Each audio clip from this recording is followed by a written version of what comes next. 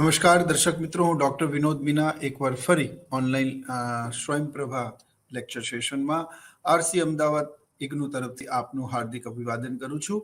મિત્રો, સ્થિર ખર્ચ, અસ્થિર ખર્ચ અને કુલ ખર્ચ એટલે કે ફિક્સ કોસ્ટ, વેરિયેબલ કોસ્ટ અને ટોટલ કોસ્ટની વિગત મેળવ્યા બાદ આજે આપણે સરેરાશ ખર્ચ અને સીમાંત ખર્ચના ખ્યાલો વિશેની ચર્ચા કરીશું. સરેરાશ ખર્ચ અને સીમાંત ખર્ચ અર્થશાસ્ત્રના ખર્ચના ખ્યાલોમાં ખૂબ જ મહત્વનું સ્થાન ધરાવે છે. વસ્તુની કિંમત નક્કી કરવા માટે સ્થિર ખર્ચ અને અસ્થિર ખર્ચના ખ્યાલો ખૂબ જ મહત્વના છે. પરંતુ ઓવરઓલ ખર્ચની સંપૂર્ણ વિભાવનાને સમજવા માટે આપણે સરેરાશ ખર્ચ અને સીમાંત ખર્ચને પણ સમજવા પડે. પ્રતિ યુનિટ દીઠ, એકમ દીઠ થતો ખર્ચ અને એક વધારાના ખર્ચ પાછળ થતા ખર્ચના આધારે પેઢીએ ક્યારે કિંમતોમાં વધારો કરવી અને ક્યારે કિંમતોમાં ઘટાડો કરવો એનો નિર્ણય પેઢી લઈ શકે છે. માટે આ ખૂબ જ મહત્વના ખ્યાલો છે અર્થશાસ્ત્રમાં. આજના આ ટોપિકનું જે ફોર્મેટ છે, topic average cost and marginal cost, અને એનો કન્સેપ્ટ ફોર્મેટ છે introduction, definition, formula, index diagram as well as the conclusion. To decide the price, fixed cost and variable cost are not important, but the marginal cost and the average cost are important. So it is necessary to know and understand the concept of AC and MC. વસ્તુની કિંમત નક્કી કરવામાં સ્થિર ખર્ચ, અસ્થિર ખર્ચ અને કુલ ખર્ચ કરતા સરેરાશ ખર્ચ અને સીમાંત ખર્ચના ખ્યાલો વધારે મહત્વના છે. એક એકમ દીઠ કેટલું ખર્ચ થાય છે, અમુક એકમો પછી ખર્ચમાં વધારો કે ઘટાડો થાય છે, તો તેના આધારે કિંમતમાં પણ વધારો ક્યારે કરવો અને ઘટાડો ક્યારે કરવો તેનો નિર્ણય લઈ શકાય છે.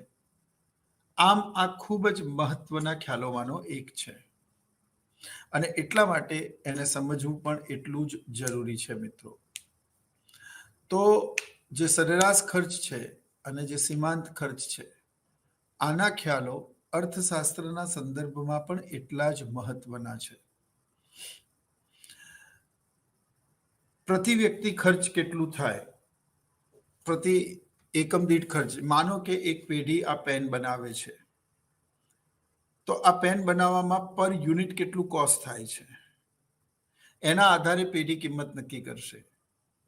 અમુક ઉત્પાદન કર્યા પછી જે કદ વિકાસના લાભાલાભ હોય છે, રિટર્ન્સ ટુ સ્કેલના જે લાભાલાભ હોય છે, વધતી અને ઘટતી પેદાશના લાભો અને જે ફેરફારો હોય છે ઉત્પાદનમાં, તેના આધારે અમુક એકમોનું ઉત્પાદન કર્યા પછી વધારાના એક એકમનું ઉત્પાદન કરવા જતાં કુલ ઉત્પાદનમાં કેટલો ફેર પડે છે, આના આધારે પણ પેઢી વસ્તુની કિંમત અંગેના નિર્ણયો લઈ શકે છે.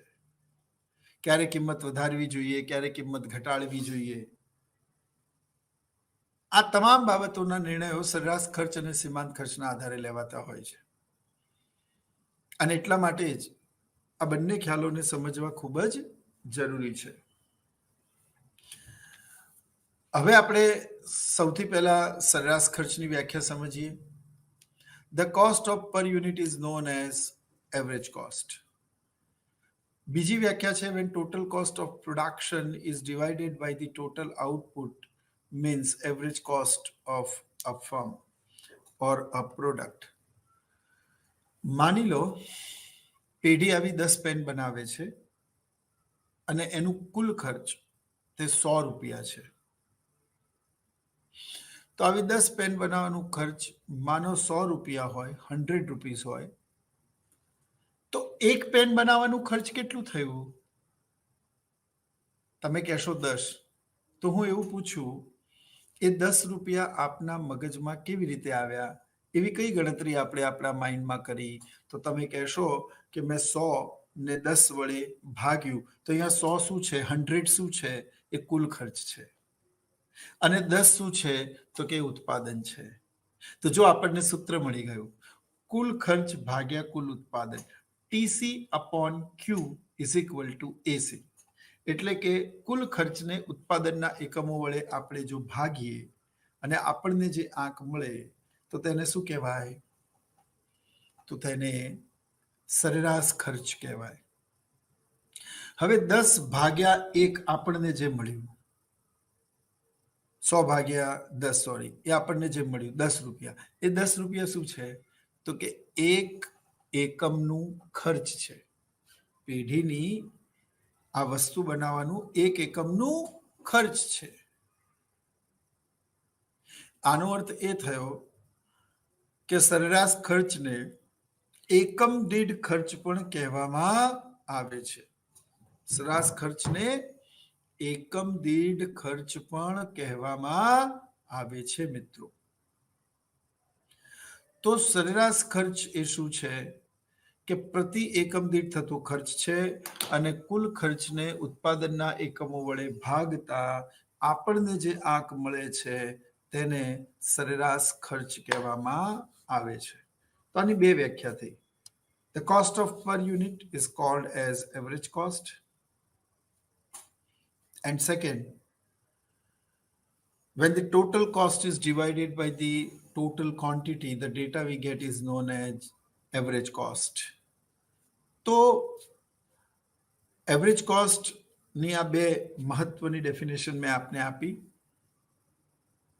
તે જ રીતે જો માર્જિનલ કોસ્ટને સમજીએ તો MC is equal to the cost of last unit.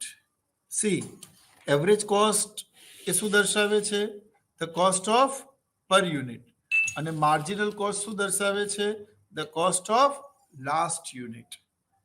So marginal cost means change in total cost due to change in one unit of production. હવે બહુ ધ્યાનથી સમજવાનું. પેઢી આવી 10 પેન બનાવે છે જેનું કુલ ખર્ચ 100 રૂપીસ છે. તો 100 ને 10 વડે ભાગતા, કુલ ખર્ચને કુલ ઉત્પાદન વડે ભાગતા આપણને જે 10 રૂપિયા મળ્યા એ 10 રૂપિયા તે સરેરાશ ખર્ચ છે. પણ 10 યુનિટ બનાવ્યા પછી કે સર્ટેન યુનિટ બનાવ્યા પછી માનો પેટ્રોલની કિંમત વધી ગઈ, માની લો કે સરકારનો કરવેરાનો ખર્ચ વધી ગયો, માની લો કે રો મટીરિયલનું કોસ્ટિંગ વધી ગયું, માની લો કે ઉત્પાદન સાધનોની નિભાવ ખર્ચ વધી ગયો, જેમ કે શ્રમિક વધારે વેતન માંગે, મૂડી વધારે વ્યાજ માંગે, જગ્યાનો માલિક વધારે ભાડું માંગે, આના કારણે તમારું કોસ્ટિંગ વધી જાય. અને 11મી પેન બનાવતી વખતે તમારું ઉત્પાદન 110ની જગ્યાએ 112 કે 113 રૂપિયા થાય. તો અહીંયા 11મી પેનનું સીમાંત ખર્ચ એ 13 રૂપિયા છે. એટલે અહીંયા કોસ્ટિંગ 3 રૂપિયા વધી ગયું. which suggests you that now you have to increase the price. જો આપણે શરૂઆતમાં ભણ્યા, વસ્તુની કિંમત નક્કી કરવામાં સ્થિર ખર્ચ અને અસ્થિર ખર્ચ અગત્યના નથી,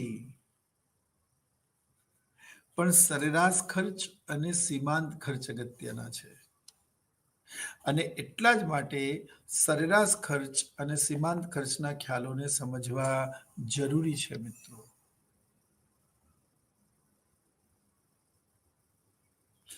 એટલે સરેરાશ ખર્ચ અને સીમાંત ખર્ચ એને જાણ્યા વગર તમે વસ્તુની કિંમત નક્કી ન કરી શકો. ને વસ્તુની કિંમત નક્કી ન થાય તો પેઢીનો નફો નક્કી ના થાય. નફો નક્કી ના થાય તો પેઢીનું કુલ ટર્નઓવર, કુલ આવક પણ જાણી ન શકાય. એટલે ઇટ્સ વેરી ઇમ્પોર્ટન્ટ,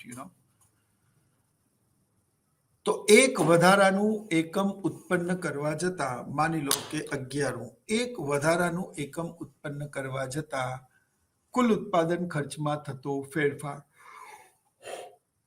તો મિત્રો 10 એકમો પાછળનું ખર્ચ કેટલું હતું? 10 પેન બનાવવા પાછળનું ખર્ચ કેટલું હતું? 100 રૂપિયા. 11મી પેન તમે બનાવી અને કુલ ઉત્પાદન વધીને 113 રૂપિયા થયું. તો 11મી પેન બનાવતી વખતે ઉત્પાદનમાં કેટલાનો ફેરફાર થયો? તો તમે કહો કે 13 રૂપિયાનો ફેરફાર થયો. 13 rupees change.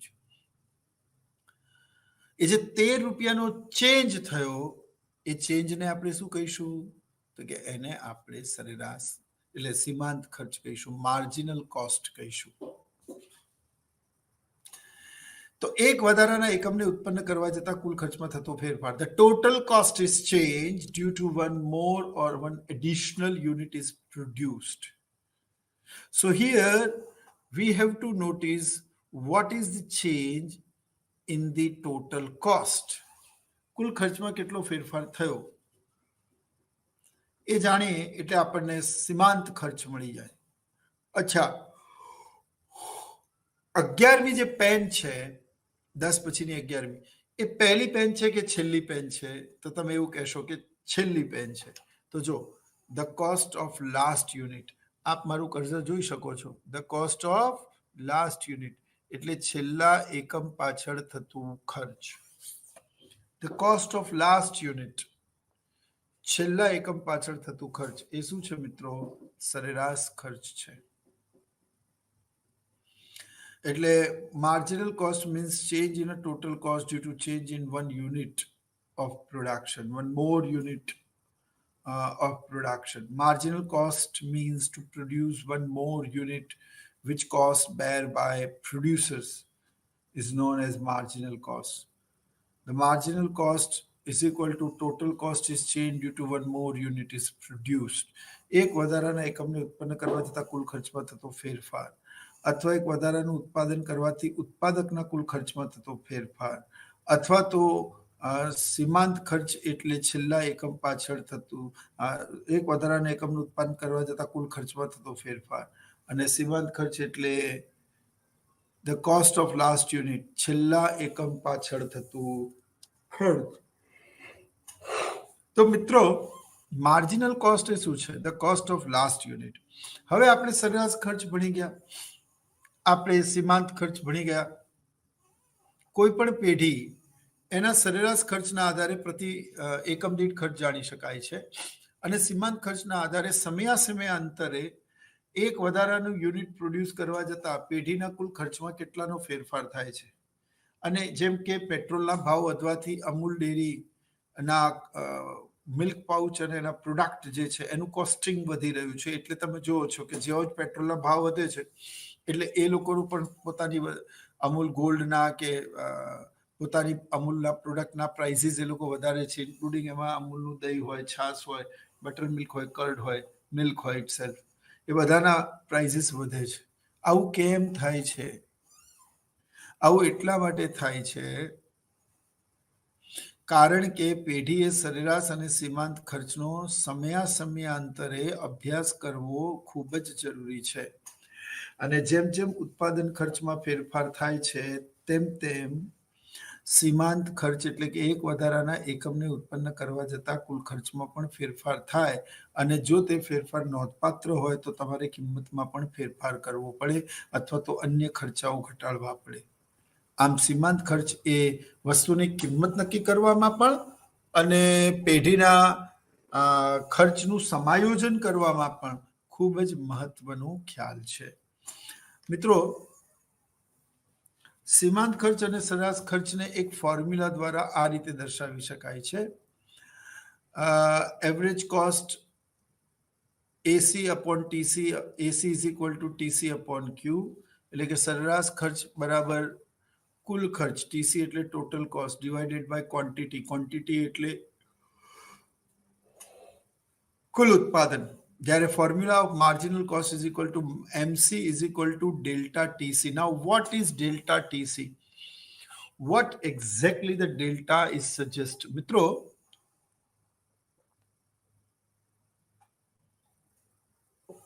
you know what?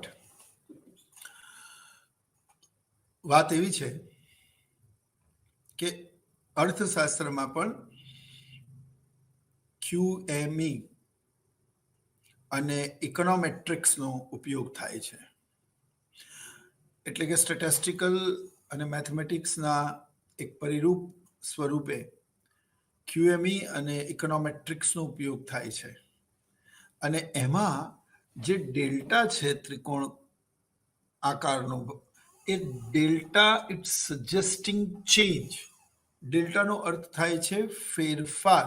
હવે તમે શું લખો છો? હું એવું લખું ડેલ્ટા ડી તો માંગમાં થતો ફેરફાર, ડેલ્ટા વાય તો ઇન્કમમાં થતો ફેરફાર. હવે અર્થશાસ્ત્રમાં અમુક ઇનિશિયલ આપેલા છે, જેમાં S એ સેવિંગ માટે છે, I એ ઇન્વેસ્ટમેન્ટ માટે છે, Y એ ઇન્કમ માટે છે, તો C ફોર કન્ઝમ્પશન્સ માટે છે. તો અહીંયા મિત્રો D for demand, S for supply, તો વાત એ છે કે જ્યારે હું લખું ડેલ્ટા ડી તો માંગમાં થતો ફેરફાર સૂચવે છે, ડેલ્ટા એસ તો પુરવઠામાં ફેરફાર સૂચવે છે, ડેલ્ટા વાય તો એ આવકમાં ફેરફાર સૂચવે છે. આપ સમજ્યા મારી વાતને? તો આનો અર્થ એવો થયો કે જો એવું લખું ડેલ્ટા ટીસી તો કુલ ખર્ચમાં થતો ફેરફાર, કુલ ખર્ચમાં થતો ફેરફાર. તો કુલ ખર્ચ શું છે? તો કે કુલ ખર્ચ આ પેનને બનાવવાનું 10 પેનને બનાવવાનું 100 રૂપિયા હતું. હવે 11મી પેન બનાવી અને કુલ ઉત્પાદન વધીને 113 રૂપિયા થયા. હવે એની પાછળનું કારણ ગમે તે હોઈ શકે.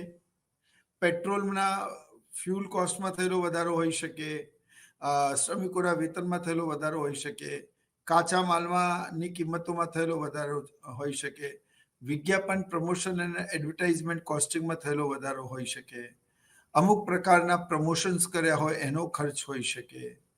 તો અહીંયા ઘણા બધા પ્રકારના ખર્ચાઓ હોઈ શકે છે, સંભાવના કોઈની પણ હોઈ શકે. પણ આ બધાના કારણે, આમાંથી કોઈ પણ એકના કારણે કે બધાના કારણે વસ્તુની કિંમતમાં શું થાય છે? ફેરફાર થાય છે. એ ફેરફાર એ વધારે પણ હોય છે ને ઘટાડે ઓછું પણ હોય છે. તમે કહો કે ઓછું કેવી રીતે હોય? તો જે લોકો સ્ક્રેપનો બિઝનેસ કરે છે એમાં સ્ક્રેપના નવા રોજ ભાવ પડતા હોય છે. શેર માર્કેટમાં માર્કેટ અપડાઉન થતું હોય છે.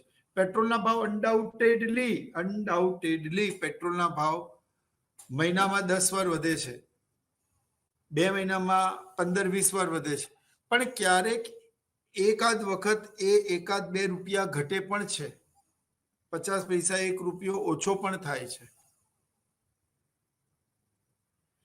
એટલે અહીંયા ફેરફારની વાત છે. પછી એ પોઝિટિવ હોય નેગેટિવ હોય એ 2 નંબરની વાત છે. ફાઇન. અને એટલા જ માટે જે સરેરાશ ખર્ચ છે તે સરેરાશ ખર્ચ એવું દર્શાવે છે કે આવી 10 પેન બનાવવાનું ખર્ચ જો 100 રૂપિયા હતું, 11મી પેન બનાવવાનું ખર્ચ એ વધીને 13 રૂપિયા થયું, તો અહીંયા જે સીમાંત ખર્ચ છે એ શું છે? એક પેઢીનું એકમ દીઠ 3 રૂપિયા ખર્ચ શું થઈ ગયું? વધી ગયું. અને એ સંદર્ભમાં પોતાના નફાને પહેલાના સ્તર પર જાળવી રાખવા માટે તમારે કિંમતોમાં શું કરવો પડશે? વધારો કરવો પડશે અથવા તો અન્ય પ્રકારના ખર્ચાઓ ઘટાડવા પડશે. અમુક ખર્ચાઓ અનએવોઇડેબલ હોય, અમુકને ટાળી શકાય તેવા હોય, તો then you have to take the decision. પછી તમારે નિર્ણય લેવો પડે કે તમારે શું કરવાનું. તો મિત્રો, આ બંનેના ફોર્મ્યુલા છે, જેમાં સરેરાશ ખર્ચ એટલે AC/TC/Q, AC બરાબર TC/Q. જ્યારે માર્જિનલ કોસ્ટનું છે MC, marginal cost is equal to delta TC, તો ટોટલ કોસ્ટમાં થતો ફેરફાર. બરાબર? જેમ કે TC આપેલું છે ટોટલ કોસ્ટ, તો ડેલ્ટા TC તો કુલ ખર્ચમાં થતો ફેરફાર, અહીંયા કુલ આવકમાં થતો ફેરફાર. તો આ બંને રીતે મેઝર કરી શકાય છે. ફાઇન. તો આ શું છે? સીમાંત ખર્ચ અને સરેરાશ ખર્ચની ના ફોર્મ્યુલા છે, ઇક્વેશન છે.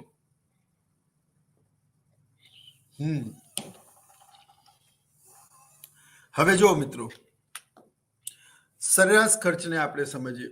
આકૃતિમાં તમને યુ આકારની જે રેખા દેખાય છે એ એવરેજ કોસ્ટ છે. અને average cost always having a U shape. એટલે કે સરેરાશ ખર્ચ હંમેશા યુ શેપમાં હોય છે. અને જો એ યુ શેપ ના હોય તો તમારે સમજી લેવાનું કે સરેરાશ ખર્ચ નથી. It must be in you shape only. હવે આવું કેમ થાય છે? તો જેમ જેમ ઉત્પાદન વધે છે, શરૂઆતમાં સરેરાશ ખર્ચ ઘટે છે, કારણ કે સીમાંત ખર્ચ ઘટે છે તો સરેરાશ ખર્ચ પણ ઘટે છે. પછી એ એક ન્યૂનતમ સપાટીને પ્રાપ્ત કરે છે. સરેરાશ ખર્ચ જ્યાં સીમાંત ખર્ચને જે બિંદુએ છેદે છે ત્યાં બંને સ્થિર થાય છે અને પછી સરેરાશ ખર્ચ વધવાનું વલણ દર્શાવે છે. એટલે કે જ્યારે સરેરાશ ખર્ચ વધે છે તો સીમાંત ખર્ચ પણ વધે છે, પણ સીમાંત ખર્ચની ઝડપ વધારે હોવાથી તે સરેરાશ ખર્ચ રેખાની ઉપર જોવા મળે છે. આની ચર્ચા આપણે હમણાં કરીશું. ફરી એકવાર, તો સરેરાશ ખર્ચ હંમેશા યુ આકારના હોય છે, કારણ કે સરેરાશ ખર્ચમાં શરૂઆતમાં સીમાંત ખર્ચની જેમ ખર્ચ શું થાય છે, બહુ ઝડપથી ઘટે છે, અને ખર્ચ ઘટવાના કારણે સરેરાશ અને સીમાંત ખર્ચની રેખા પણ નીચેની તરફ આવે છે. પછી એ ચોક્કસ નીચેની સપાટીને પ્રાપ્ત કરે છે. નિમ્ન સપાટીને પ્રાપ્ત કર્યા બાદ જ્યારે સીમાંત ખર્ચની રેખા સરેરાશ ખર્ચ રેખાને છેદે છે, કારણ કે સીમાંત ખર્ચની રેખા હોકી આકારની હોય છે અને સરેરાશ ખર્ચ રેખા એ યુ આકારની હોય છે, તો એ હોકી શેપ જ્યારે યુ શેપને છેદે છે ત્યાં વસ્તુની પેઢી સમતુલામાં આવે છે. અને આ ડાયાગ્રામ એકદમ કરેક્ટ અને પરફેક્ટ ડ્રો કરવો પડે, અધરવાઇઝ આમાં બહુ પ્રોબ્લેમ આવી શકે, તમારો સંપૂર્ણ પ્રશ્ન જ ખોટો સાબિત થઈ શકે. તો મિત્રો, સરેરાશ ખર્ચના વક્રો હંમેશા યુ આકારના હોય છે, કારણ કે એવી ટેન્ડન્સી છે કે સરેરાશ ખર્ચ પહેલા ઘટે છે, સીમાંત ખર્ચ ઘટે છે તો સરેરાશ ખર્ચ ઘટે છે, પછી તે તેની ન્યૂનતમ સપાટીને પ્રાપ્ત કરે છે, ત્યારબાદ સરેરાશ ખર્ચ વધવાનું વલણ ધરાવે છે. જ્યારે સરેરાશ ખર્ચ વધે છે ત્યારે સીમાંત ખર્ચ પણ વધતું જાય છે, અને એના કારણે એમનો આ પ્રકારનો સેફ આવે છે. હવે તમે તમારી બુકમાં આ નોટ કરી લો, સરેરાશ ખર્ચના વક્રો હંમેશા યુ આકારના હોય છે અને સીમાંત ખર્ચના વક્રો હંમેશા હોકી આકારના હોય છે. તમે જોઈ શકો છો કે માર્જિનલ કોસ્ટ એટલે કે આખી પેઢીમાં એક વધારાનું કોસ્ટ, અને એ કોસ્ટને જાળવવા માટે તમારે નીચેથી ઉપર તરફ, ડાબીથી જમણી તરફ સીમાંત ખર્ચની રેખા દોરવી પડે છે. તો સીમાંત ખર્ચ એ શું છે? Marginal cost curve always having a hockey shape. હવે આ બંને વચ્ચેનો એક બેઝિક અને તાત્વિક તફાવત છે કે સરેરાશ ખર્ચ હંમેશા યુ આકારના હોય છે અને માર્જિનલ કોસ્ટ હંમેશા હોકી આકારના હોય છે. હવે જ્યારે આ સીમાંત ખર્ચની રેખા સરેરાશ ખર્ચની રેખાને તેના ન્યૂનતમ બિંદુએ છેદે ત્યાં પેઢી સમતુલામાં આવે, એટલે કે પેઢીને માત્ર એટલા જ શ્રમિકોની જરૂર છે. એ પછી વધારાના શ્રમિકો જો તમે લેશો તો તમને નફો થવાના બદલે લોસ થશે, નુકસાન થશે. બરાબર? તો આ બંને આકૃતિને પણ સમજવી એટલી જ જરૂરી છે મિત્રો. ફાઇન. એટલે સરેરાશ ખર્ચ એટલે કે average cost curve always having a U shape, અને marginal cost curve always having a hockey shape. હવે આ વસ્તુ તમારે યાદ રાખવી પડશે, કારણ કે પરીક્ષામાં એક લાઇનરમાં પણ, એક માર્ક્સમાં પણ આને પૂછાવાની શક્યતાઓ ઘણી બધી છે. તો મિત્રો, આપણે સરેરાશ ખર્ચ અને સીમાંત ખર્ચની આકૃતિ જોઈ. હવે સરેરાશ ખર્ચ અને સીમાંત ખર્ચના આંતર સંબંધોને સમજવા માટે આપણે એક અનુસૂચિ અને એક આકૃતિની મદદ લેવી પડશે. તો હવે અનુસૂચિ અને આકૃતિ શું છે એ આપણે સમજીએ. દરેકનું ધ્યાન હવે જો કે નેક્સ્ટ જે આપણી આકૃતિ છે તે હવે અહીંયા આપણે સમજવું પડશે મિત્રો. ડાબી બાજુ એક અનુસૂચિ આપેલી છે, જેમાં ક્યુ એટલે કે એકમો, ક્વોન્ટિટી, ટીસી એટલે કે ટોટલ કોસ્ટ એટલે કે કુલ ખર્ચ, એસી એટલે કે એવરેજ કોસ્ટ સરેરાશ ખર્ચ, અને એમસી એટલે કે સીમાંત ખર્ચ. બરાબર? એક વધારાના એકમ પાછળ થતું ખર્ચ, માર્જિનલ કોસ્ટ. હવે તમારે 1 થી 9 નો ડેટા યાદ રાખવું પડે. આઈ હોપ કે તમે લોકો યાદ રાખી જ દેશો. મારા ભણેલા બધા સ્ટુડન્ટ્સને તો યાદ છે જ. આપને યાદ છે કે કેમ એ મહત્વનું છે. તો 1 થી 9 યાદ રહે. હું આને યાદ રાખવાની ટેકનિક પણ બતાવું છું. આકૃતિમાં કોલમ નંબર 2 માં, જેમાં કોલમ નંબર 2 માં ટોટલ કોસ્ટ આપેલું છે 9, 16, 21, 28, 40, 54, 70, 70, 54, 40, 28, 21, 16, 9, 9, 16, 21, 28, 40, 70, 70, 54, 40, 28, 21, 16, 9 આ જે બાબત છે બરાબર. હવે એ ટોટલ કોસ્ટ દર્શાવે છે. શું છે? Total cost. એમાંથી સરેરાશ ખર્ચ કેટલું? તો અહીંયા બેઠેલા તમામ પ્રકારના વિદ્યાર્થીઓને આ આવડવું જોઈએ. બોલો, માર્જિનલ કોસ્ટ શું છે? હમણાં તો ભણાયું માર્જિનલ કોસ્ટ. બોલો, તો માર્જિનલ કોસ્ટ એટલે શું? જે ઇન્ટરેક્ટિવ લેક્ચર હોય ને તો એમાં તો એટલી મજા આવે. તમે હું પ્રશ્નો પૂછું, તમે જવાબ આપો, તમે પ્રશ્નો પૂછે, અમે લોકો જવાબ આપીએ. તો માર્જિનલ કોસ્ટ એટલે એક વધારાના એકમનું ઉત્પન્ન કરવા જતા કુલ ખર્ચમાં થતો ફેરફાર. તો અહીંયા પહેલા 9 નું 9 લઈ લેવાનું. બીજું એકમ બનાવવા જતા કુલ ઉત્પાદન 1 થી 2 થયું તો કુલ ખર્ચમાં કેટલાનો ફેરફાર થયો? તો કુલ ખર્ચમાં જેટલાનો ફેરફાર થયો 9 થી વધીને 16 થયું. તો બીજા એકમ પાછળ થતું આ બંને પાછળનો ડિફરન્સ લેવાનો. ડિફરન્સનો તો માર્જિનલ કોસ્ટ બને. અને 9 એકા 9, 8 દુ 16, 7 તરી 21, 7 ચોક એટલે કે આ ડિવાઇડેડ કરવાથી તમને એવરેજ કોસ્ટ મળશે. when you divided 9 with 1, when you divided 16 with 2, you are getting 8. When you divided 21 with 3, you are getting 7. When you divided by 28 by 4, તો આપણે ભણેલા ને TC upon Q. તો અહીંયા ફોર્મ્યુલા મૂકો ને તમે, TC ને Q થી ડિવાઈડ કરશો તો તમને એવરેજ કોસ્ટ મળશે. અને માર્જિનલ કોસ્ટ શું છે? તમે જો આપણે 1 2 3 4 5 6 એટલું યાદ રાખો 7 સુધી. પછી તમે એક મોબાઈલ નંબર સમજીને 9, 16, 21, 28, 40, 54, 70, 54, 40, 28, 21, 16, 9, 9, 16, 21, 28, 40, 54, 70. આ જે ટોટલ કોસ્ટ છે એ ટોટલ કોસ્ટ યાદ રાખો તો બાકીના બે કોલમ તમને આપોઆપ જ મળી જશે. 1 થી 7 તો આપને આવડે જ છે. બાકીનું એવરેજ કોસ્ટ અને માર્જિનલ કોસ્ટ તો આપણને આપોઆપ જ મળી જશે.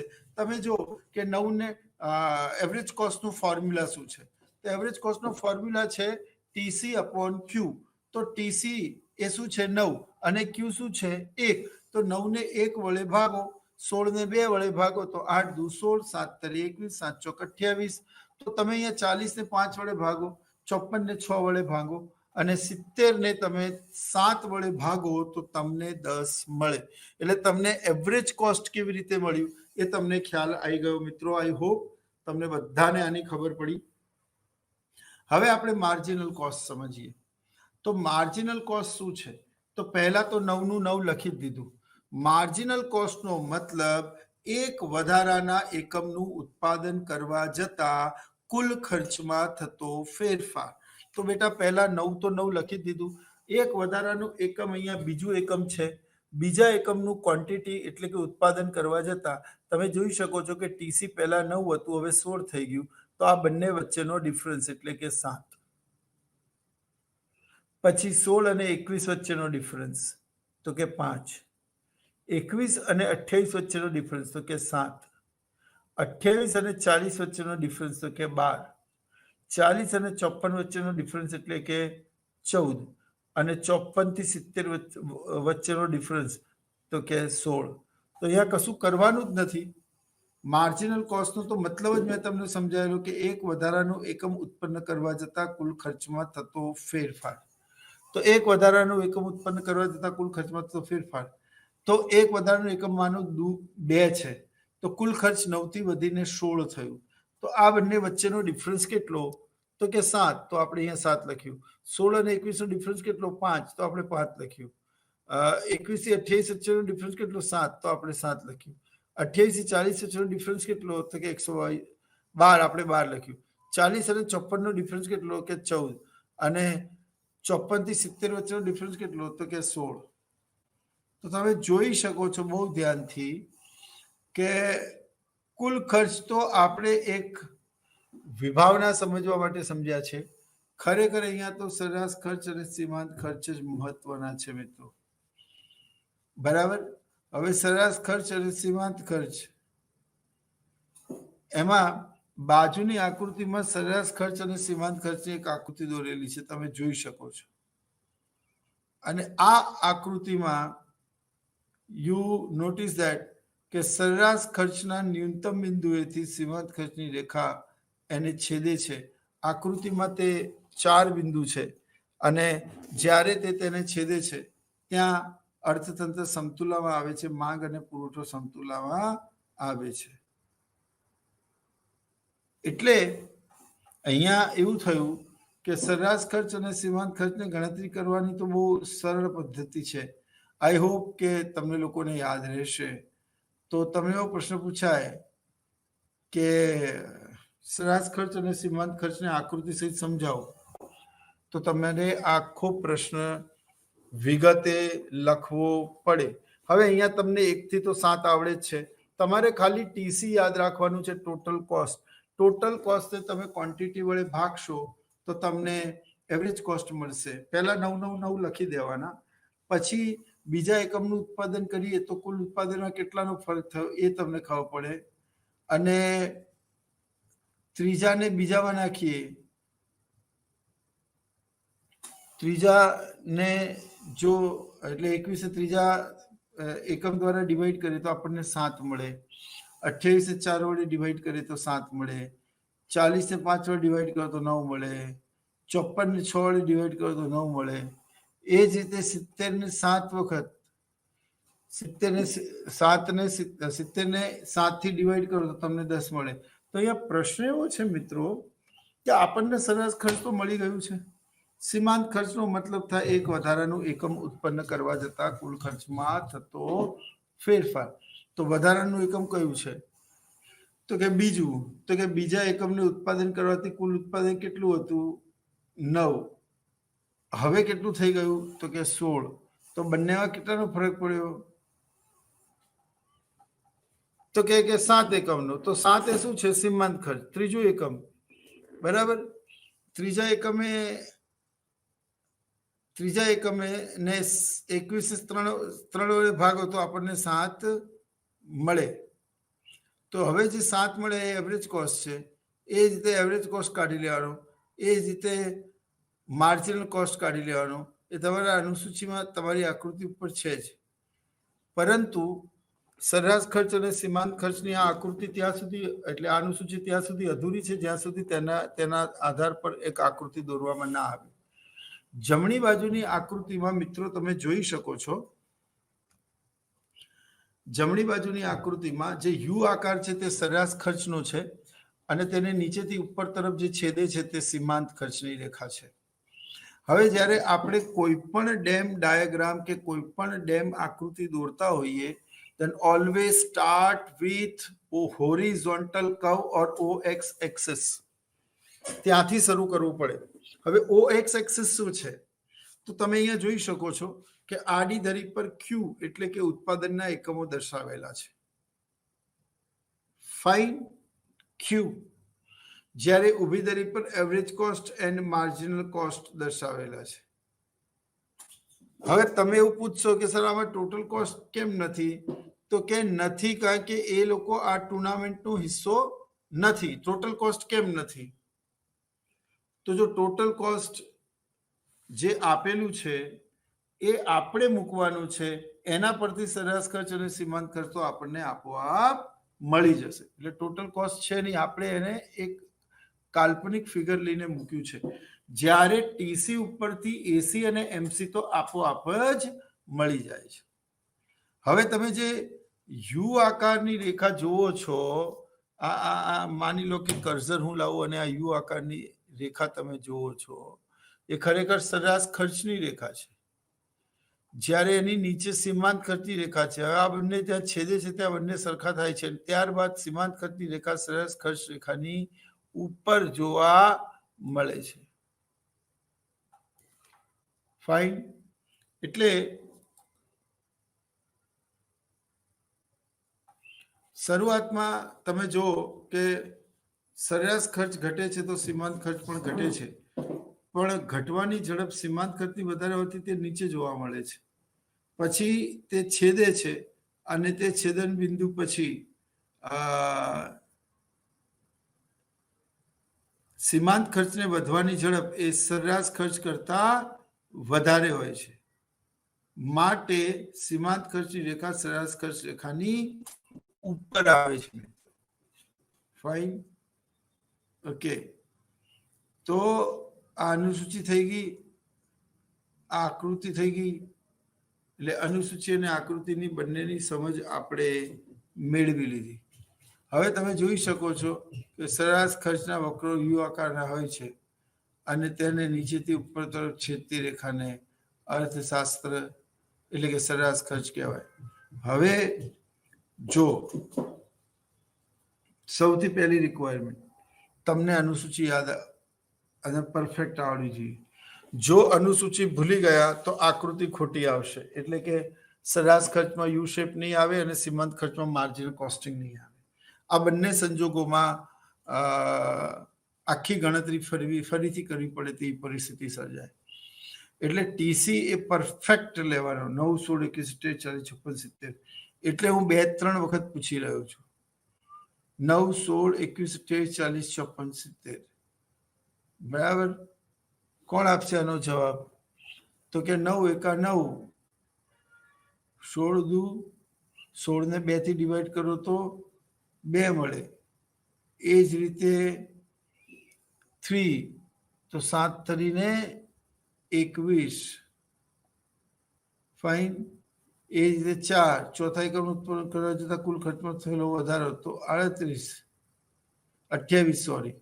તો 28 તમે 4 વડે ગુણો તો તમને 7 મળે. તો આ જે ટેબલ છે ને એને યાદ રાખવાની એક ટેકનિક છે, એક રીત છે. અને એ જે રીત છે, એ જે ટેકનિક છે, એ જો તમને આવડી ગયું એટલા જ માટે શરૂઆતમાં સરેરાશ ખર્ચ અને સીમાંત ખર્ચને વધારે ઇનડેપ્થ ચલાવાયું કે જેથી કરીને તમને ખ્યાલ આવે. હવે તમે આગળ પણ જો સરેરાશ ખર્ચ હંમેશા યુ આકારના હોય છે, જ્યારે સીમાંત ખર્ચ એ રાઈટ હેન્ડ સાઈડની આકૃતિમાં હોકી સ્વરૂપના હોય છે. અને આ બંને ખર્ચના ખ્યાલો આકૃતિની કિંમત નક્કી કરવામાં ખૂબ જ મહત્વની ભૂમિકા ભજવે છે. આમાં જે સરેરાશ ખર્ચ છે એ હંમેશા યુ આકારના હોય છે અને સીમાંત ખર્ચ છે એ હંમેશા એ હોકી શેપના હોય છે. ફાઇન.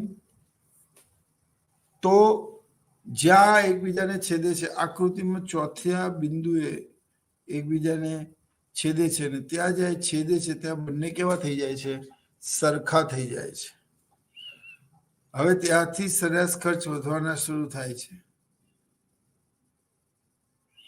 સરેરાશ ખર્ચની એવી ટેન્ડન્સી હોય છે કે સીમાંત ખર્ચ વધશે તો સરેરાશ ખર્ચ પણ વધશે જ. તો સરેરાશ ખર્ચ વધે છે તો સીમાંત ખર્ચ પણ વધે છે, પરંતુ વધવાની ઝડપ સીમાંત ખર્ચની વધારે હોવાથી તે સરેરાશ ખર્ચ રેખાની ઉપર જોવા મળે. તમે અનુસૂચિમાં જુઓ, ચોથા બિંદુએ 7 અને 7 બંને સરખા થાય છે મિત્રો. ચોથા બિંદુ પછી 5, 6 અને 7 તમે જુઓ કે સરેરાશ ખર્ચ વધે છે 8, 9, 10. જ્યારે સીમાંત ખર્ચ 12, 14 અને 16 તો વધારે ઝડપથી કોણ વધે છે? તો કે સીમાંત ખર્ચ. માટે સીમાંત ખર્ચની રેખા ક્યાં હોય છે? તો કે સરેરાશ ખર્ચ રેખાની ઉપર. જ્યારે ઘટવાનું હોય, ઘટે છે ત્યારે ઘટવાની ઝડપ પણ સીમાંત ખર્ચની વધારે હોવાથી તે સરેરાશ ખર્ચ રેખાની નીચે જોવા મળે છે. આ બહુ જ ઇમ્પોર્ટન્ટ અને અગત્યના ખ્યાલો છે જે MBA અને આગળ પ્રોફેશનલ લાઈફમાં પણ બહુ કામમાં આવશે. હવે જો આ સરેરાશ ખર્ચ થઈ ગયું. હવે આના આંતર સંબંધો કયા કયા હોઈ શકે એની ચર્ચા આપણે કરવાની. હવે આંતર સંબંધો એટલે શું? તો આંતર સંબંધોનો મતલબ થાય છે મિત્રો કે જ્યારે એક પરિબળમાં ફેરફાર થાય તો બીજા પરિબળ પર તેની શું અસર પડે છે. તો મિત્રો શરૂઆતમાં સરેરાશ ખર્ચ ઘટે છે તો સીમાંત ખર્ચ પણ ઘટે છે, પણ ઘટવાની ઝડપ સીમાંત ખર્ચની વધારે હોવાથી તે સરેરાશ ખર્ચ રેખાની નીચે જોવા મળે છે. When average cost is declining or decreasing, marginal cost is also decreasing. But the speed of decreasing of marginal cost is greater than average cost. And so that marginal cost curve below the average cost curve. તમે આ અનુસૂચિમાં 1 થી 3 માં ક્વોન્ટિટીમાં 1 થી 3 યુનિટમાં જો સરેરાશ ખર્ચ ઘટે છે 9, 8, 7 તો સીમાંત ખર્ચ પણ ઘટે છે 9, 7 અને 5 તો સરેરાશ ખર્ચ ઘટતા સીમાંત ખર્ચ પણ ઘટે છે પણ ઘટવાની ઝડપ સરેરાશ ખર્ચની કરતા સીમાંત ખર્ચની વધારે હોવાથી સીમાંત ખર્ચની રેખા સરેરાશ ખર્ચની રેખાની નીચે તરફ જોવા મળે છે. You can see in the diagram that the કે એ રડે છે તો બી પણ રડે છે પણ બી ની રડવાની તીવ્રતા એ કરતા વધારે છે. આવી મિત્રતા છે. એવા બે મિત્રો છે સરેરાશ ખર્ચ અને સીમાંત ખર્ચ. સરેરાશ ખર્ચ ઘટે તો સીમાંત ખર્ચ પણ ઘટે છે. અહીંયા પેઢીનું શરૂઆતમાં વધતી પેદાશનો નિયમ, વધતા પેદાશમાં આ બંને ઘટે છે તો જ પેઢીનો નફો વધે. જે રીતે ઉત્પાદનના બિન પ્રમાણસરના નિયમમાં કહેવામાં આવ્યું, ઉત્પાદનના બિન પ્રમાણસરના નિયમમાં જે રીતે કહેવામાં આવ્યું કે 4 પ્રકારના રિટર્ન્સ ટુ સ્કેલ કામ કરે છે અને એના કારણે સરેરાશ ખર્ચનો યુ અને સીમાંત ખર્ચનો હોકી શેપ બને છે. એટલે તમે એને સમજો કે શરૂઆતના પેઢીમાં ઉત્પાદન વધતા દરે વધે છે. The production in the firm is increasing at an increasing rate. વધતા દરે વધે છે. જ્યારે ઉત્પાદન વધતા દરે વધે એટલે કે નફો વધે ત્યારે સરેરાશ ખર્ચ અને સીમાંત ખર્ચ ઘટે છે અને ટોટલ પ્રોડક્શન વધે છે.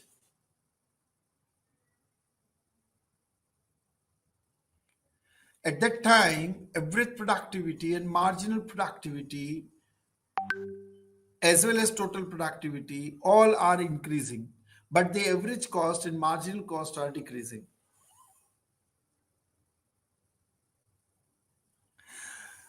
આપણી અનુસૂચિમાં આ 3 એકમો સુધી છે. પહેલું, બીજું, ત્રીજું થી સરેરાશ ખર્ચ ઘટે છે 9, 8, 7 તો સીમાંત ખર્ચ પણ ઘટે છે 9, 7, 5 એટલે પરંતુ તમે જોઈ શકો છો કે સરેરાશ ખર્ચ ઘટે છે 9, 8, 7 જ્યારે સીમાંત ખર્ચ ઘટે છે 9, 7, 5 તો ઘટવાની ઝડપ કોની વધારે છે તો કે સીમાંત ખર્ચની. માટે સીમાંત ખર્ચની રેખા સરેરાશ ખર્ચ રેખાની નીચે આવે છે. ઉત્પાદનના બિન પ્રમાણસરના નિયમમાં બીજો તબક્કો એ ઘટતી પેદાશનો હોય છે. જ્યારે ઘટતી પેદાશની વાત હોય છે ત્યારે એવરેજ પ્રોડક્ટિવિટી અને marginal productivity both are decline. હવે અહીંયા ઘટતી પેદાશનો મતલબ ખર્ચ તો વધે તો ઘટતી પેદાશ એટલે નફો ઘટે તો સરેરાશ ખર્ચ અને સીમાંત ખર્ચ વધવાના શરૂ થાય છે ઘટતી પેદાશ નિયમ અંતર્ગત. જ્યારે ટોટલ પ્રોડક્શન હાઈએસ્ટ હોય છે ત્યારે માર્જિનલ પ્રોડક્ટિવિટી 0 હોય છે અને જ્યારે ટોટલ પ્રોડક્શન ઘટવાનું શરૂ થાય ફર્સ્ટ ટાઈમ ત્યારે માર્જિનલ પ્રોડક્ટિવિટી માઇનસ નેગેટિવ થાય છે. તેને નકારાત્મક નેગેટિવ રિટર્ન્સ ટુ સ્કેલ કહે છે. એટલે પહેલું positive returns to scale or increasing returns to scale, બીજું ડિક્રીઝિંગ રિટર્ન્સ ટુ સ્કેલ, ત્રીજું કોન્સ્ટન્ટ રિટર્ન્સ ટુ સ્કેલ અને ચોથું એ નેગેટિવ રિટર્ન્સ ટુ સ્કેલ. હવે કોન્સ્ટન્ટ રિટર્ન્સ ટુ સ્કેલ અંતર્ગત સરેરાશ ખર્ચ એની ન્યૂનતમ સપાટીએ સ્થિર થાય છે અને ત્યારબાદ પેઢી સમતુલામાં હોય જ્યાં સરેરાશ ખર્ચની રેખાને સીમાંત ખર્ચની રેખા નીચેથી ઉપર તરફ છેદે ત્યાં પેઢી સમતુલામાં હોય અને તે પછી પણ જો તમે ઉત્પાદન કરવાનું ચાલુ રાખો તો અથવા તો શ્રમિકોને વધારે રોકવાના કન્ટિન્યુઅસ ચાલુ રાખો તો ઉત્પાદનના 4 ફેક્ટર હોય એમાંથી 3 ફેક્ટરને કોન્સ્ટન્ટ રાખી કોઈ પણ એક સાધનમાં કે ફેક્ટરમાં ચેન્જીસ કરવાથી ઉત્પાદન પર તેની શું અસર પડે તેને સમજાવતો નિયમ એટલે ઉત્પાદનનો બિન પ્રમાણસરનો નિયમ, law of diminishing marginal utility અથવા તો law of returns to scale, diminishing returns to scale. એમાં શરૂઆતમાં નફો વધે, શરૂઆતમાં વધતી પેદાશનો નિયમ કામ કરે, નફો વધે. શરૂઆતમાં નફો વધે, વધતી પેદાશનો નિયમ કામ કરે એટલે શું થાય મિત્રો? તો એમાં એ સરેરાશ ખર્ચ અને સીમાંત ખર્ચ ઘટે. તો જ વધતી પેદાશનો નિયમ કામ કરે, તો જ આવક વધારે મળે, તો જ નફો વધે. પછી કોઈક એક સ્તરે સ્થિર થાય છે, ટીપી સ્થિર થાય છે, ટોટલ પ્રોડક્શન પણ એક જગ્યાએ મેક્સિમમ થઈને સ્થિર થાય છે. એ રીતે સરેરાશ ખર્ચ પણ એક ન્યૂનતમ સ્તરને પ્રાપ્ત કરીને સ્થિર થાય છે. અને at that point marginal cost intersect the average cost from downward to upward, એને નીચેથી ઉપર તરફ છેદે છે. અને જ્યારે તેને નીચેથી ઉપર તરફ છેદે છે ત્યાં બંને સરખા થઈ જાય છે. અને જ્યારે બંને સરખા થાય છે ત્યાં પેઢી સમતુલામાં હોય છે. એટલે એ સમતુલાના બિંદુ કરતા ઉપર કે નીચે ક્યાંય પણ પેઢી ખસે તો પેઢીને નફો થવાના બદલે નુકસાન થાય. So that is not the ideal situation, you know. That is not the ideal situation.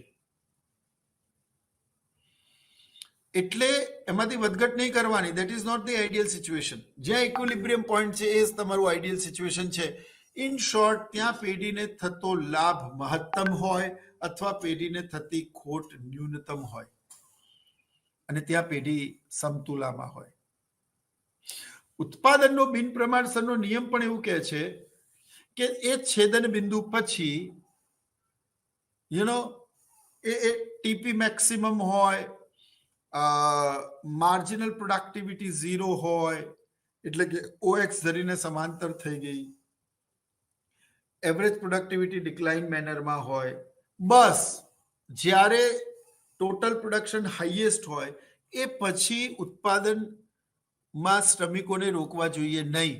અને જો તમે તેવું કરો તો શ્રમિકની સીમાંત ઉત્પાદકતા એટલે એ જેટલું કોન્ટ્રીબ્યુટ કરે છે એના કરતા તમે એને વેતન વળતર વધારે આપો છો. સે for example, A contribute daily માની લો કે 200 રૂપિયાનું કરતું હોય અને તમે એને વેતન 220 રૂપિયા આપો છો. ખરેખર એની જરૂર નથી, તમે વધારાના શ્રમિકને રોકી રાખ્યો છે. એટલે અહીંયા શું થાય છે? પેઢીને નફો થવાને બદલે ખોટ જાય છે. જો એ પછી સમતુલાના બિંદુ પછી પણ તમે શ્રમિકોને રોકો તો. એનો અર્થ એવો થયો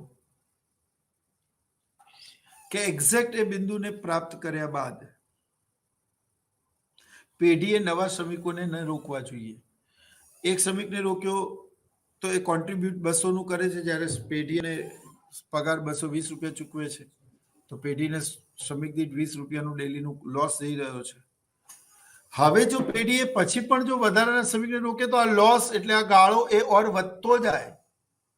બીજો શ્રમિક ફાળો માની લો કે ઓછો આપતો હોય, 180 નો આપતો, તમે એને 220 ચૂકવતા હોય, તો આ ગાળો, એનો મતલબ એ તો એની માર્જિનલ પ્રોડક્ટિવિટી ઘટી રહી છે. અને નેગેટિવ થાય એ પહેલા તમારે શ્રમિકોના રિક્રુટમેન્ટને રોકવું પડે. એટલે ઉત્પાદનના બિન પ્રમાણસરના નિયમમાં જે વધતી પેદાશ, ઘટતી પેદાશ, સ્થિર પેદાશ અને નકારાત્મક પેદાશ એટલે કે increasing returns to scale, decreasing returns to scale, constant returns to scale and negative returns to scale કામ કરે છે. તેના અનુસંધાનમાં સરેરાશ ખર્ચ પહેલા ઘટે છે, પછી તે ન્યૂનતમ થાય છે અને પછી તે વધવાનું શરૂ થાય છે. અને આવી જ ટેન્ડન્સી માર્જિનલ કોસ્ટમાં પણ હોય, પણ માર્જિનલ કોસ્ટની ઘટવાની અને વધવાની બંનેની ઝડપ એ સરેરાશ ખર્ચ કરતા સીમાંત ખર્ચની વધારે હોય, માટે તે શરૂઆતમાં નીચે હોય અને અંતમાં તે એની ઉપર હોય. તમે આકૃતિમાં જોઈ શકો છો, જો તમે મેં કર્સર જ્યાં બતાવ્યું ત્યાં માર્જિનલ કોસ્ટની જગ્યાએ એવરેજ કોસ્ટ લખો અને અહીંયા એવરેજ કોસ્ટની જગ્યાએ માર્જિનલ કોસ્ટ લખો, then you will be getting a zero, absolutely zero marks. તમને 0 માર્ક્સ મળે. આનો અર્થ શું થાય? આનો અર્થ એવો થાય કે 0 માર્ક્સ મળે એનો મતલબ એવો કે તમે આખી સંકલ્પના જ ખોટી કરી દીધી.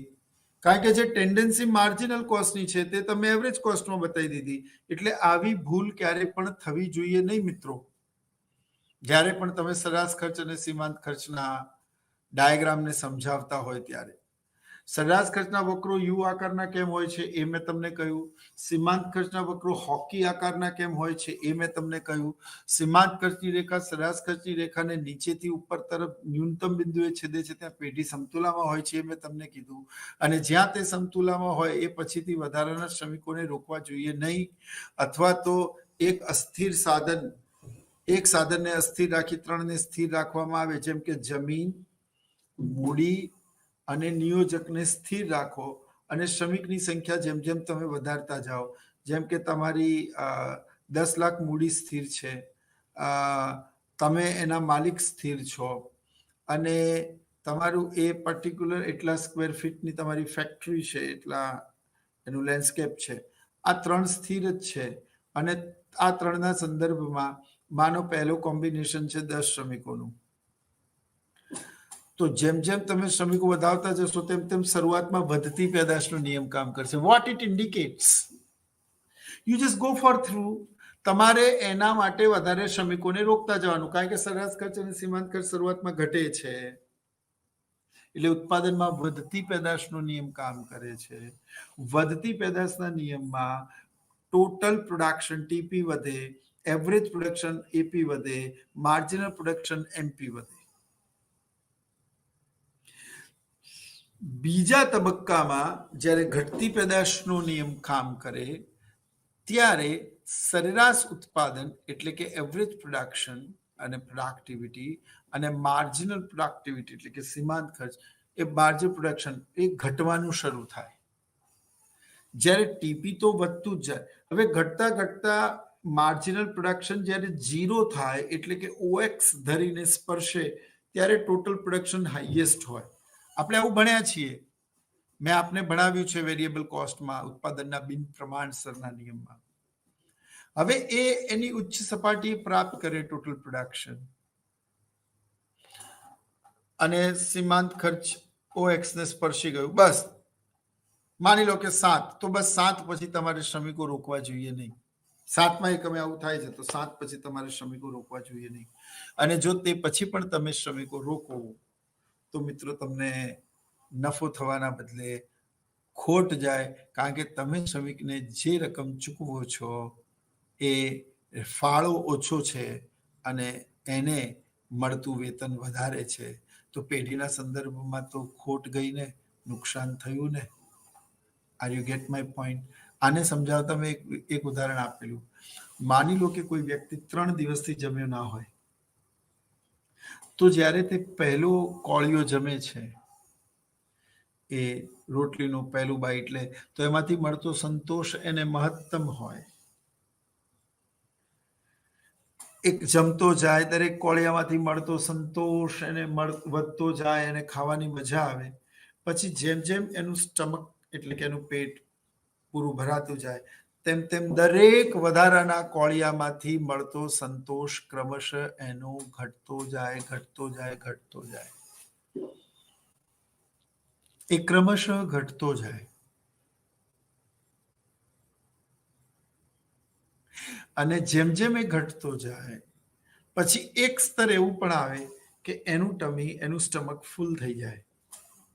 હવે જ્યાં એનું પેટ ભરાઈ ગયું, એને નિરાંત થઈ ગઈ, એને ઉડકાર આવી ગયો, એને સંપૂર્ણ સુખ મળી ગયું, અહીંયા એ વ્યક્તિ સમતુલામાં અને શ્રેષ્ઠ કક્ષાએ છે. બસ આ જ રીતે પેઢી પણ એ જગ્યાએ સમતુલામાં હોય. હવે તે પછી પણ તમે જમો તો શું થાય?